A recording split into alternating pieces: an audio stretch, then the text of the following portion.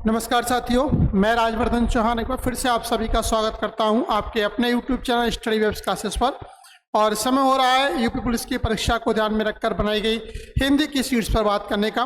तो आज का जो हमारा टॉपिक है वो है आपका उपसर्ग और प्रत्यय। तो उपसर्ग और प्रत्ययों के बारे में आज की स्लाइड में हम 25 क्वेश्चन हैं उन पर बात करेंगे। यानी कि ऐसे कौन से शब्द हैं जहाँ पर उपसर्ग लगे हुए हैं, या ऐसे कौन से शब्द हैं जहाँ पर प्रत्यय लगा हुआ है, कौन सा वो उपसर्ग है, कौन सा वो प्रत्यय है, उस उपसर्ग के लगने से उसके अर्थ में क्या परिवर्तन हुआ, ऐसी चीज़ों पर आज के हम इस सेगमेंट में बात करेंगे। वीडियो की शुरुआत करने से पहले आपसे कहना चाहूँगा, यदि अभी तक चैनल को सब्सक्राइब नहीं किया है तो चैनल को सब्सक्राइब जरूर करें, बेल आइकन के बटन को जरूर दबाएं, जिससे कि नई नई वीडियोस की जानकारी आपके समय से पहुँचती रहे।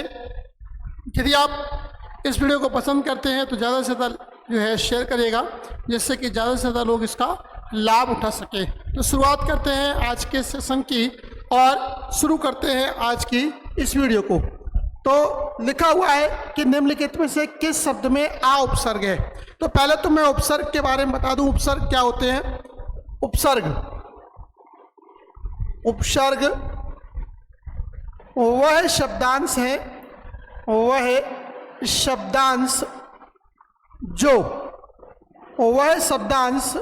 जो किसी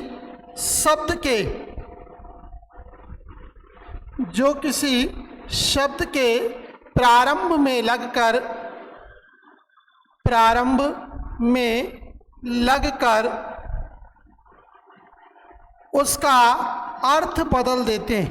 उसका अर्थ बदल देते हैं।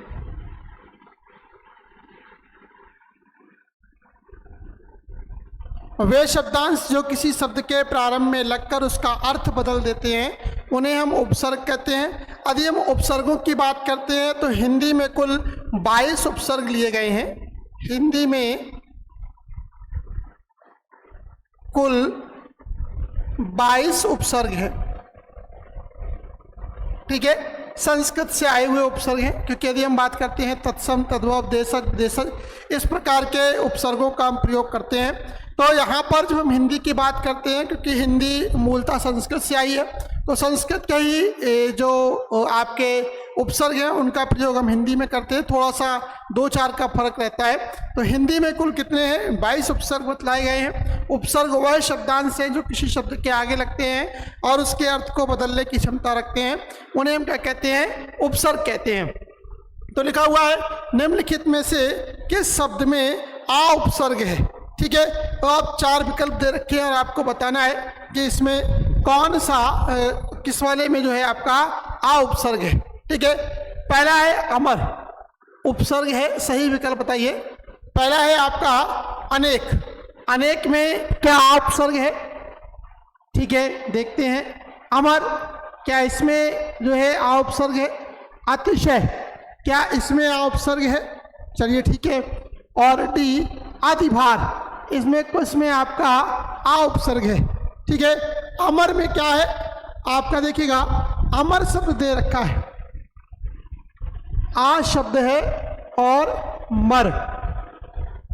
आ उपसर्ग है और मर शब्दांश है। तो यहाँ पर क्या हुआ, अमर शब्द हुआ, यानी कि किसमें आपका अमर में उपसर्ग है, ठीक है। ऊपर है अन, अनेक, तो अन उपसर्ग है भैया, अन उपसर्ग है और एक शब्द है, ठीक है। ऐसे ही अतिशय, तो अति उपसर्ग है, शय मूल शब्द है। आदिभार, तो आदि उपसर्ग है और भार शब्द है। तो ये 4 शब्द दे रखे हैं, अन और एक अनेक, आधन, अमर, अमर, अति, शय में अति और आदिभार में आदि उपसर्ग है। तो निम्नलिखित में से किस शब्द में आ उपसर्ग है, आपका अमर में जो है वो आपका आ उपसर्ग है। चलिए अगला क्वेश्चन देखते हैं। अगला क्वेश्चन क्या कहता है, लिखा हुआ है अवतरण शब्द में कौन सा उपसर्ग है। नीचे दिए गए विकल्पों में से सही विकल्प का चयन कीजिए। अवतरण में कौन सा उपसर्ग लगा हुआ है, ठीक है। लिखा हुआ है अवत है, आ है, अव है, रण है, ठीक है। तो शब्द देखिए क्या लिखा हुआ है, शब्द लिखा हुआ है अवतरण, अवतरण। अगर आप देखेंगे तो इसका जो उपसर्ग है वो एक अब उपसर्ग होता है। कौन सा? अब उपसर्ग होता है और तरण शब्द होता है। तो ये बनता है आपका अवतरण शब्द बनता है, यानी कि इसमें कौन सा उपसर्ग लगा हुआ है? अब उपसर्ग लगा हुआ है अवतरण शब्द में। तो सही आंसर आपका सेकंड का सी जाएगा। सेकंड के सी में क्या लगा हुआ है? सेकंड के सी में अब उपसर्ग लगा हुआ है, ठीक है। जबकि आपके अवत, आ और रण जो दे रखे हैं वो आपके गलत हैं।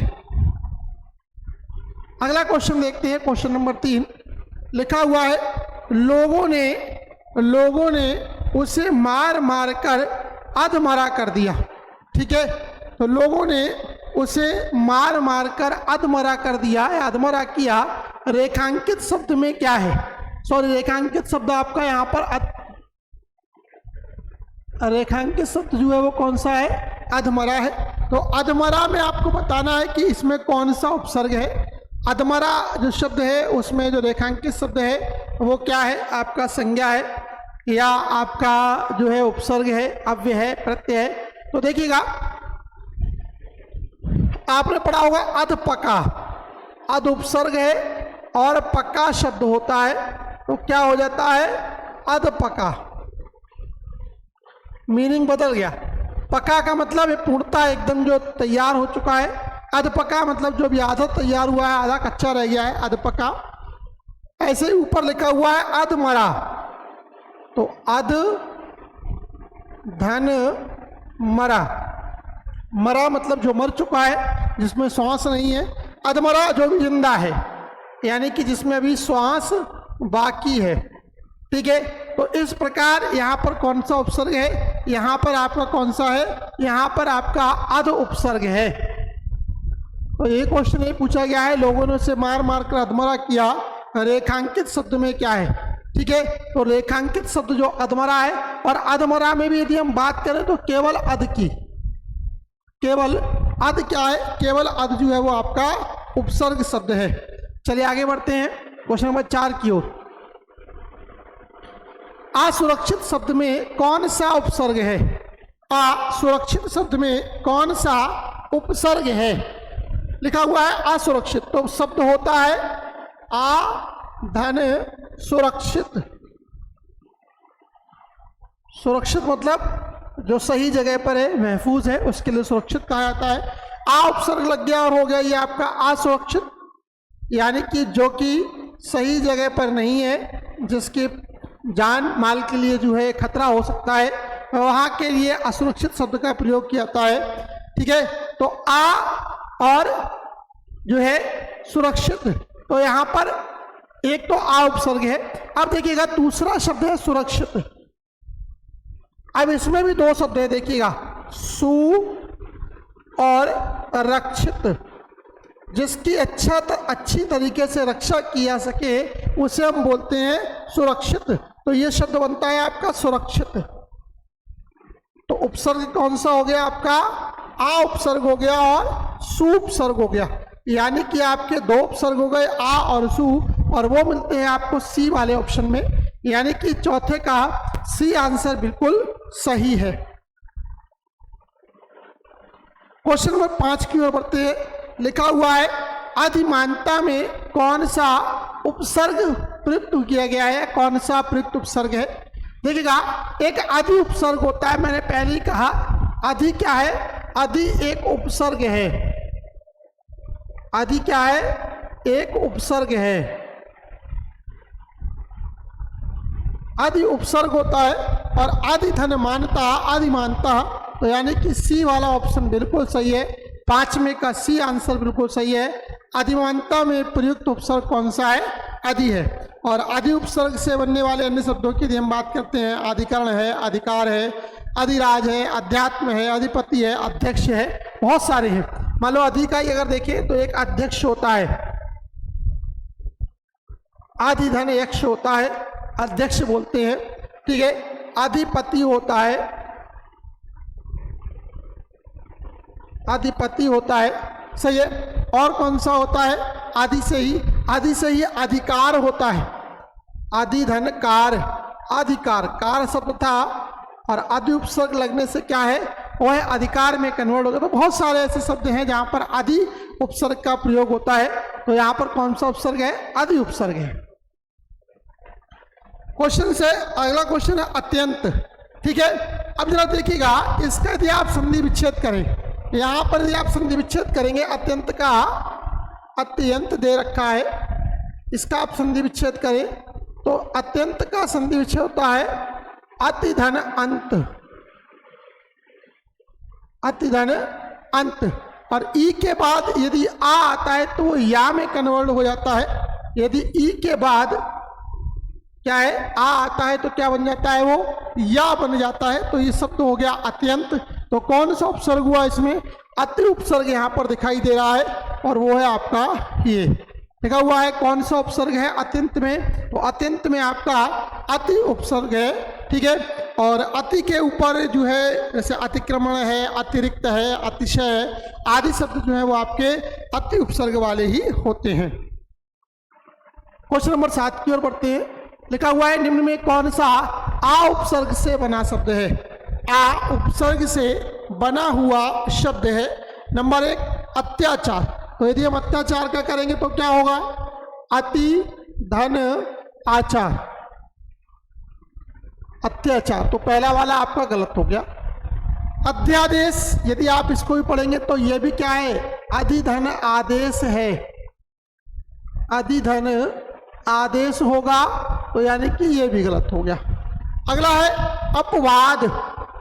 तो क्या होगा, अप उपसर्ग होगा और वाद बोलते हैं मुकदमे के लिए। तो ये भी गलत हो गया। केवल आ पर ध्यान देना है। और ये है अनाथ, जिसका कोई नहीं, आधन नाथ, जिसके भगवान है, जिसका हर कोई उसे हम नाथ बोलते हैं ना, और अनाथ जिसका कोई नहीं। तो आ उपसर्ग से बना है आपका अनाथ, और सही आंसर जाएगा आपका 7th का डी। ठीक है, यानी कि 7th का डी आंसर बिल्कुल सही है। क्वेश्चन नंबर 8 की ओर बढ़ते हैं। लिखा हुआ है अभ्यागत। अभ्यागत शब्द में उपसर्ग है। पहले तो इसको हम तोड़े तो क्या होगा, अभी धन आगत। ठीक है, और संधि का नियम यदि आपने एक यण संधि पढ़ी थी, यण संधि में बताया गया यदि ई के बाद यदि आ आता है तो वो या में कन्वर्ट हो जाता है। वही यहाँ पर हुआ है, ई आया है, देखिएगा छोटी ई है और छोटी ई के बाद आ आया है, तो ये क्या हो गया, या हो गया है। सही है। अब क्योंकि यहाँ पर बड़ा है तो ये भी बड़ा हो गया। अब आगे देखिए क्या रह गया, आपका आ रह गया और आधा भा रह गया, अभ्या और पीछे रह गया गत, अभ्यागत। यही पूछा है अभ्यागत में उपसर्ग कौन सा है, तो पहले ही दिख रहा है हमें कौन सा, अभि उपसर्ग है, आ अभ्य और अब ये जो है वो आपके गलत दे रखे हैं, यानी कि कौन सा उपसर्ग है, अभि उपसर्ग है। उपसर्ग बताइए, अतीन्द्रिय। ठीक है, अतीन्द्रिय शब्द का भी संधि विच्छेद करें अगर आपको करना है, तो अतीन्द्रिय का यदि हम करेंगे तो क्या होगा, अति धन इंद्रिय। दीर्घ संधि का नियम है कि जब भी समान गुण, जब भी समान स्वर मिलते हैं तो ये बड़े बन जाते हैं, और वही यहाँ पर हुआ है। अतीन्द्रिय शब्द दे रखा है, अतीन्द्रिय का यदि आप संधि विच्छेद करेंगे तो अति धन इंद्रिय, तो ई और ई बड़ी ई हो गए हैं। तो अपसर्ग कौन सा आएगा, अति उपसर्ग आएगा। यदि अति उपसर्ग होगा तभी ई आएगा, वरना नहीं होगा। अतो आ अत, इनमें किसी में भी ई नहीं आ रहा है, तो यानी कि ये वाले विकल्प आपके गलत होते हैं, यानी कि 9th का पहला ऑप्शन आपका बिल्कुल सही है। अतीन्द्रिय में कौन सा उपसर्ग होगा, अतीन्द्रिय में अति उपसर्ग होगा। क्वेश्चन नंबर 10 की ओर पढ़ते हैं। लिखा हुआ है हमें अपशब्द नहीं बोलना चाहिए। व्याकरण की दृष्टि से रेखांकित शब्द क्या है, हमें अपशब्द नहीं बोलना चाहिए। रेखांकित शब्द आपका इतना है। अप कैसा शब्द है, विशेषण है, संज्ञा है, उपसर्ग है या अव्यय है। देखिएगा हम यहाँ पर लिखते हैं, लिखा हुआ है अप शब्द। अब इसको हम अलग अलग लिखते हैं। अप मतलब होता है बुरा, और शब्द मतलब जो आप बोल रहे हैं उसका लिखित रूप है। शब्द देश शब्द को आपने क्या है, अप उपसर्ग लगा दिया और अप उपसर्ग लगाने से वो हो गया अपशब्द। ठीक है, तो यहाँ पर कौन सा उपसर्ग है? यहाँ पर आपका अप उपसर्ग है। अप उपसर्ग के कारण क्या है, यहाँ पर जो हुआ है वो आपका सी आंसर बिल्कुल ठीक है। यहाँ पर कौन सा उपसर्ग है? यहाँ पर आपका अप उपसर्ग है, रेखांकित दृष्टिकोण से उपसर्ग का प्रयोग हुआ है, तो यहाँ पर सब आंसर था आपका सी सही। क्वेश्चन नंबर 11 की ओर बढ़ते हैं। अध्यक्ष में कौन सा उपसर्ग है? अध्यक्ष में देखिएगा, अध्यक्ष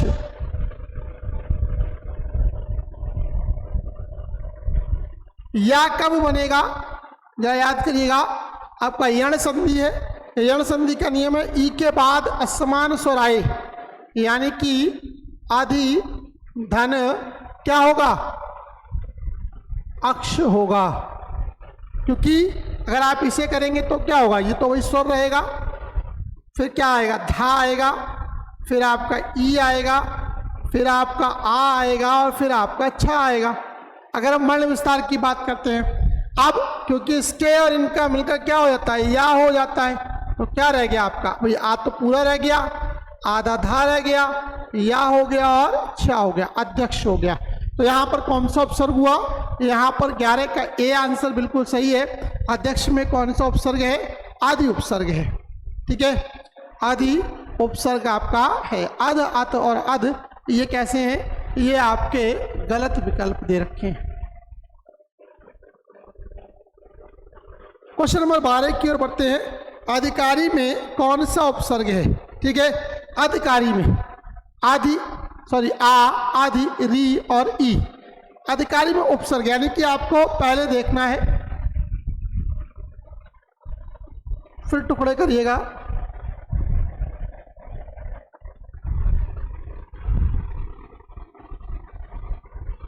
आदि शब्द है, कारी दे रखा है, तो आदि यहाँ पर जो होगा वो आपका उपसर्ग होगा, यानी कि 12 का बी आंसर बिल्कुल सही है। 12 में क्या होगा? अधिकारी, यानी कि अधिकारी में आदि उपसर्ग होगा और कारी शब्द होगा। क्वेश्चन नंबर 13, क्वेश्चन नंबर 13 देखिएगा क्या कहता है। लिखा हुआ है, कह रहा है कि निम्न में से किस शब्द में आ उपसर्ग नहीं दे रखा है? किसमें आ उपसर्ग नहीं है? ठीक है, अकथ, अभेद, अचूक और अनुज। ठीक है, तो देखिएगा आ उपसर्ग लगा हुआ है, आ उपसर्ग होता है,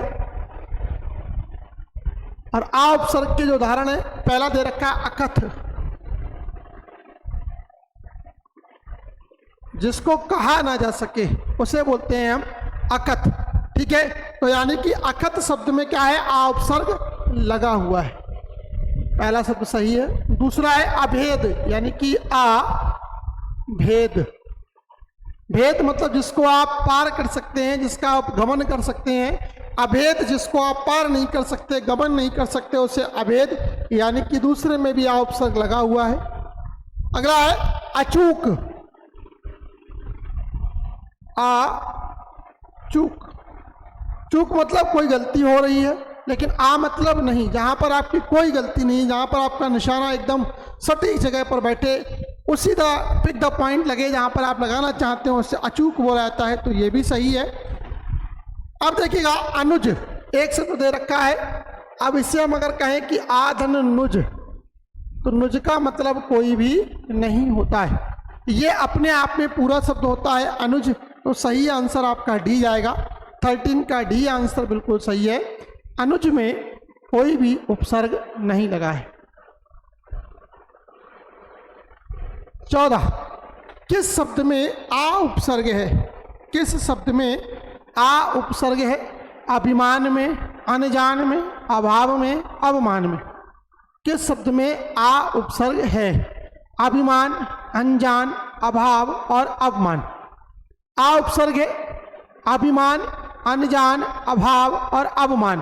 तो देखते हैं, पहला है अभिधनमान, इसमें है आपका अभि उपसर्ग, तो पहला वाला तो गलत हो गया। दूसरा है अन उपसर्ग है, जान शब्द है, अनजान हो गया। ठीक है, अन उपसर्ग है, जान शब्द है। अगला है अभाव, ये भी गलत था, आ। और अगला है भाव। भाव मतलब किसी चीज का जो है मूल्य इत्यादि, और आ लग जाने से उसका अर्थ ही बदल गया। अभाव मतलब बिल्कुल नहीं है, पूर्णता खत्म हो चुकी है, तो यहाँ पर यही सही लग रहा है। और अगला है अवमान, तो यहाँ पर अब उपसर्ग होगा और मान शब्द होगा। ठीक है, तो यानी कि 14 का जो सही आंसर क्या है, 14 का जो सही आंसर है वो है आपका सी। क्वेश्चन नंबर 15 की ओर बढ़ते हैं। अतीब में कौन सा उपसर्ग लगा हुआ है? अतीब, संधि विच्छेद करिएगा तो होता है अति धन इव। अति धन इव होता है, तो अति उपसर्ग लगा हुआ है, इव मूल शब्द है, तो क्या हो जाता है? अतीब हो जाता है। तो कौन सा उपसर्ग है? आपका अति उपसर्ग है, डी वाला। अति नहीं है, ये वाला जो है वो नहीं है, इसका मतलब नहीं होता कोई अपी का नहीं होगा, आदि का नहीं होगा। यहाँ पर देखिएगा अति उपसर्ग लगा हुआ है, तो कौन सा होगा? अतीव। चलिए क्वेश्चन नंबर 16 की ओर बढ़ते हैं। लिखा हुआ है निम्न में से किस शब्द में उपसर्ग नहीं है? उपसर्ग नहीं है, यह पता करना है। देखिएगा पहले में अप शब्द, अप उपसर्ग है, मान शब्द है, यानी कि पहला वाला गलत हो गया। अगला है देखिएगा अपराध, अप और राध ऐसा नहीं होता, ये क्या है? गलत दे रखा है, ये अपने आप में पूरा शब्द होता है। अपराध शब्द जो है वो अपने आप में पूरा होता है, तो यहाँ पर क्या होगा? आपका दूसरा वाला ही सही लग रहा है, भी छोड़ते हैं। अगला है सॉरी, इसको अपयश पढ़े, अपयश शब्द दे रखा है। अप धन यश होता है। अपयश, जिसकी कोई बुराई करे, जिसका कोई मान नहीं है, उसे अपयश बोला जाता है। अपमंती,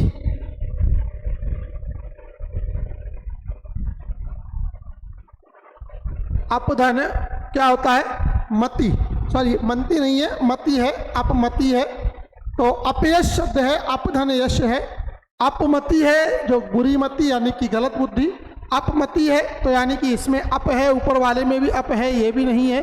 अपराध शब्द पूर्णता अपने आप में सही है, अपराध में कोई भी उपसर्ग नहीं होता, तो सही आंसर आपका बी जाएगा। चलिए क्वेश्चन नंबर 17 की ओर बढ़ते हैं। 17 क्या कहता है? लिखा हुआ है अति उपसर्ग का उदाहरण। लिखा हुआ है का उदाहरण इनमें से किस शब्द के माध्यम से दिया सकता है? अधूरा, अधर, अध्याय और अति दे रखा है। यहां पर अभी होना चाहिए, अति उपसर्ग नहीं होता, भी होता है। अभी उपसर्ग दे रखा है, अभी उपसर्ग है। कह रहा है अभी उपसर्ग का उदाहरण इनमें से किस शब्द के माध्यम से दिया सकता है? आधार, ये गलत है। अधूरा, ये भी गलत है। अधर, ये भी गलत है। अध्याय, इसमें दिया सकता है। जरा देखिएगा कैसे।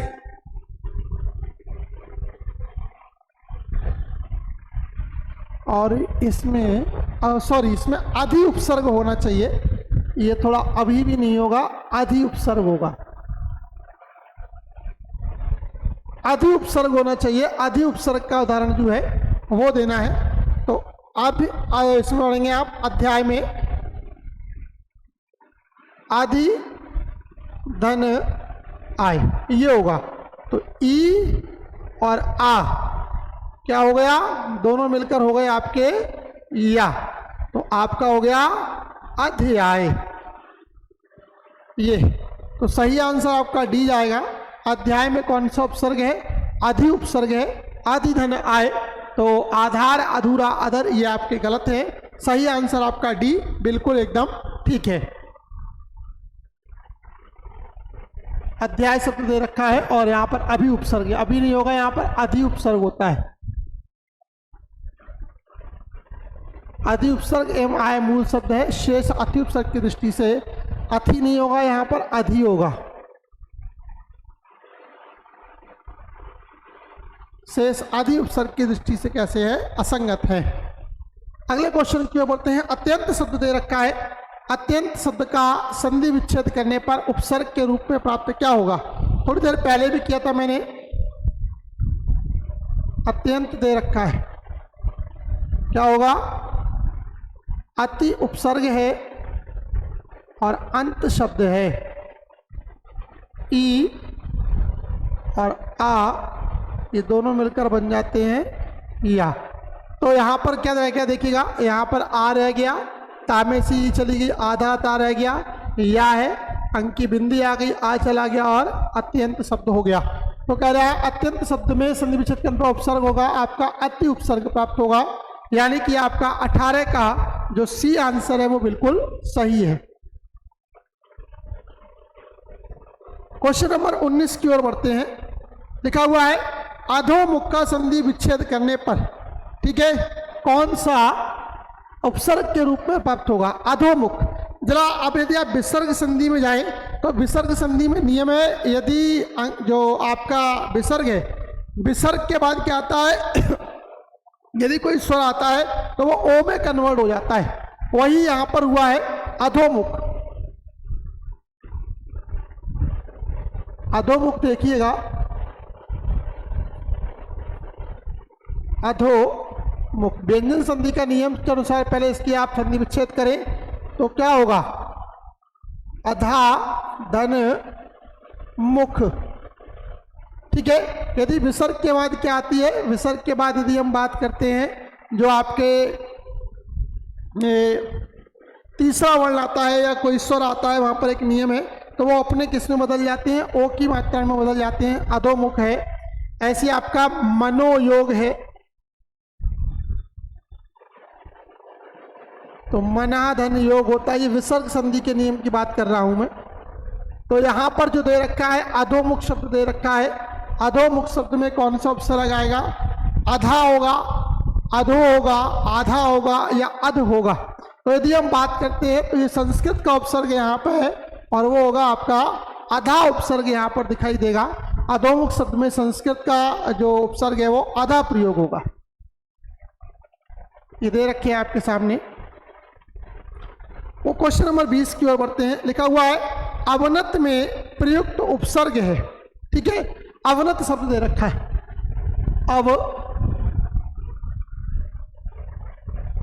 अवनत, तो अव उपसर्ग है और नत शब्द होता है। अब उपसर्ग है और नत शब्द होता है, अवनत होता है। तो अवनत शब्द में प्रयुक्त उपसर्ग कौन सा है? अब, सही है। कौन सा है? अब यहां पर उपसर्ग है, बाकी आपके मूल शब्द हैं। क्वेश्चन नंबर 21 की ओर बढ़ते हैं। लिखा हुआ है दिए गए विकल्पों में से किसमें उपसर्ग अति का उपयोग नहीं हुआ है? किसमें आपका अति का उपसर्ग नहीं हुआ है? तो जरा पहले हम नीचे से शुरू करते हैं।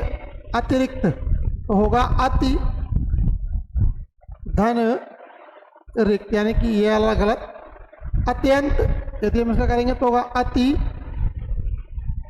धन अंत, तो ये भी गलत। अत्यधिक अति धन अधिक होगा, तो ये भी गलत।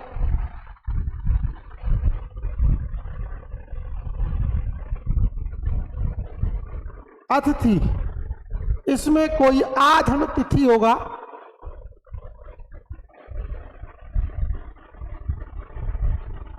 अतिथि। कह रहा है किस उपसर्ग का में अति का उपयोग नहीं हुआ है? तो इन तीन में अति का उपयोग हुआ है, यानी कि 21 का ए आंसर बिल्कुल सही है। यहाँ पर कौन सा उपसर्ग का प्रयोग हुआ है? यहाँ पर आपका आ उपसर्ग का प्रयोग हुआ है। क्वेश्चन नंबर 22 की ओर बढ़ते हैं। अपमान में उपसर्ग कौन सा है? ठीक है, अपमान, तो ये होता है अपधन मान शब्द होता है। तो सही आंसर क्या है? अप उपसर्ग है। कह रहा है अपमान में उपसर्ग कौन सा है? अप, ठीक है। जिसका कोई सम्मान नहीं उसके लिए अपमान बोला जाता है। तो अपमान में कौन सा उपसर्ग है? अप उपसर्ग है। क्वेश्चन नंबर 23 की ओर बढ़ते हैं। लिखा हुआ है किस शब्द में उत उपसर्ग का प्रयोग नहीं किया गया है। ठीक है, जो है उत उपसर्ग का प्रयोग नहीं किया गया है, यह बताना है आपको। ठीक है, देखो उद्गम तो होता है उत धन गम। ठीक है, यदि ता के बाद नियम है व्यंजन संधि का, यदि ता के बाद क्या है कि तीसरा वर्ण आता है, पहले तीसरा चौथा पांचवा वर्ण आते हैं तो वो हमेशा अपने तीसरे में कन्वर्ट हो जाते हैं। ठीक है, अगला है उत्कर्ष, उत धन कर्ष होगा। उत्तम, ठीक है,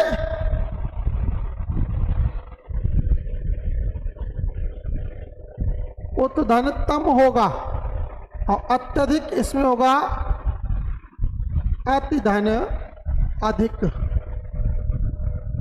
तो सही आंसर कौन सा हुआ? डी वाला, यानी कि डी में क्या है, किसी भी उपसर्ग का प्रयोग जो है उत उपसर्ग का प्रयोग नहीं हुआ है। क्वेश्चन नंबर 24 लिखा है निम्न में से किस शब्द में कोई भी स्वतंत्र शब्द, निम्नलिखित में से किस शब्द में कोई भी स्वतंत्र शब्द नहीं है। ठीक है, लिखा हुआ है अनपढ़, तो अनुपसर्ग है, अनपढ़ है, अवस्था है, भारतीय है। ठीक है, और विद्यादान है।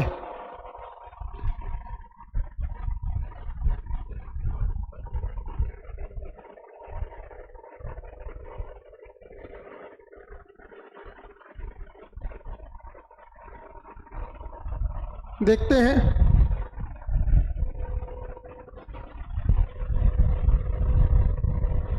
अच्छा जी, दे रखा है कि शब्द में कोई भी स्वतंत्र शब्द नहीं है, मतलब इनमें ऐसा वर्ड बताना है जिसमें ना तो कोई प्रत्यय हो ना ही कोई उपसर्ग हो।